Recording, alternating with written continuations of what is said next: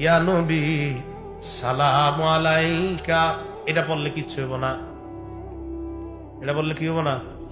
তার কত জিলাপি সিন্নি খাওয়াবেন, এরকম হুজুর দাওয়াত দিয়া বাপের নামে মিলাদ পড়ান, কিচ্ছু হবো না। এটা বললে কিচ্ছু হবো না। আপনি আব্বার কবরে উল্টা মায়ের মায়ের মুর আরো বাড়ে কিনা আমি টেনশনে আছি। এইগুলা কই পান আপনারা? মানে এটা কে বানাইছে? এই যে এটা, না এটা কারোর কষ্ট দেওয়ার জন্য বলতেছি না, এটা এটা কে বানাইলো? এটা কোত্থেকে আসলো? এটা আমি তো জানি না কোত্থেকে আসলো। তো যেহেতু আমরা জানি না, এটা মানাই দরকার নেই।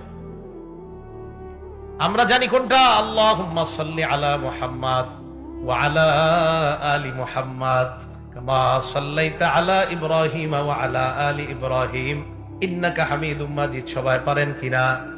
এটা কে কারে শিখাইছে একটু বলি, এরপরে গুরুত্ব দিবেন।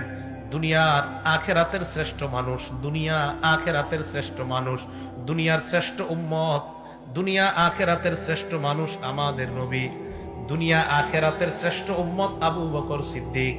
এই শ্রেষ্ঠ মানুষ শ্রেষ্ঠ উম্মতকে এই দুরূদ শরীফ শিখাইয়া দিছে। শ্রেষ্ঠ মানুষ শ্রেষ্ঠ উম্মতকে যেই দুরূদ শিখাইলেন, ওটা পড়বো নাকি আমাদের বানানোটা পড়বো? ভাই কথা বুঝে আসছে তো? তো ওইটা আমরা না পড়া পড়ি কোনটা? বানানোটা। বানানোটা পড়বো, সওয়াব হবে না। ওইটা বললে সওয়াব হবে। আল্লাহ কবুল করুন।